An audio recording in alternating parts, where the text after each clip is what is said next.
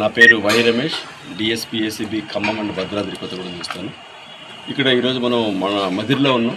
Madhira assistant labour ఆఫీస్లో ఉన్నాం. ఇప్పుడే assistant labour officer Korne Chander గారు, గెస్టెడ్ ఆఫీసర్ ఈయన, ఒక బాధితుల దగ్గర నుంచి 15,000 రూపీస్ బ్రైబ్ తీసుకుంటే ఏసీబీ రెడ్ హ్యాండెడ్గా పట్టుకునింది. ఈ సబ్జెక్ట్ ఏంటంటే, ఒక భవన నిర్మాణ కార్మికుడు 2024లో ఆయన చనిపోయారు. న్యాచురల్ డెత్ కింద చనిపోయారు.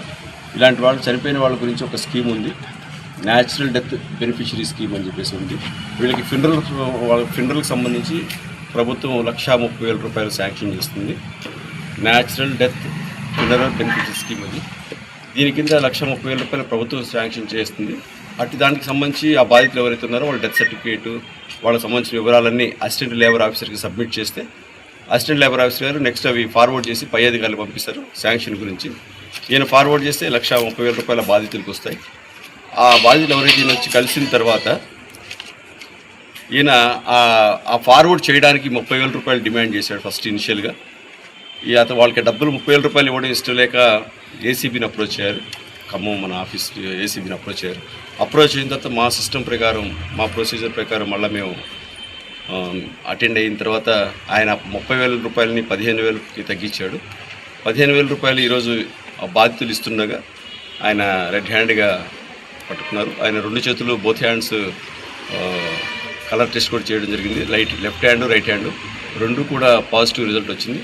అమౌంట్ను కూడా ఆయన బ్యాగులో పెట్టుకున్నాడు. బ్యాగును కూడా మేము మళ్ళీ కాంటాక్ట్ పోర్షన్ తీసాం, అది కూడా కలర్ టెస్ట్ వచ్చింది. మళ్ళీ నేను కూడా ఈ ఏరియాకి ఈ మధ్యకాలంలో రావడం ఉంది.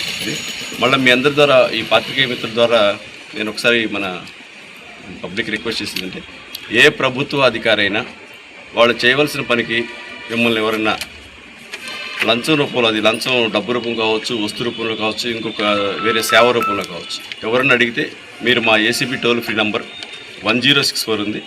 ఇది 24/7 ఎప్పుడు మీకు అందుబాటులో ఉంటుంది. మిడ్ నైట్ అయినా, ఎర్లీ అవర్స్ ఎప్పుడు కూడా మేము స్పందిస్తాం.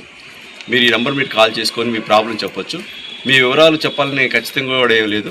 మీరు సబ్జెక్ట్ చెప్తే ఆ సబ్జెక్ట్ మీద మేము వర్కౌట్ చేస్తాం. అది మరొక చిన్న రిక్వెస్ట్ ఏంటంటే, మీ అందరికి తెలియజేయడం, చాలామందికి ఏంటంటే ఏసీబీని అప్రోచ్ అయితే మనకి జరగాల్సిన పని ఏమైనా డిస్టర్బ్ అయిపోద్దేమో, మళ్ళీ అధికారిని వాళ్ళు పట్టుకుంటారు, తర్వాత మన పని అట్లా పెండింగ్ పడుతుందని ఒక ఫీలింగ్ ఉంది. ఇది నిజం కాదు. మీకు జరగాల్సిన పని కనుక చట్టబద్ధంగా జరగాల్సిన పని అయితే ఖచ్చితంగా ఏసీబీ మీకు తోడుంటుంది. ఇప్పుడు ఈ ఇష్యూలో కూడా ఎవరైతే బాధితులు ఉన్నారో వీటిని పట్టుకున్నంత మాత్రం అప్లికేషన్ ఆగేదే ఉండదు.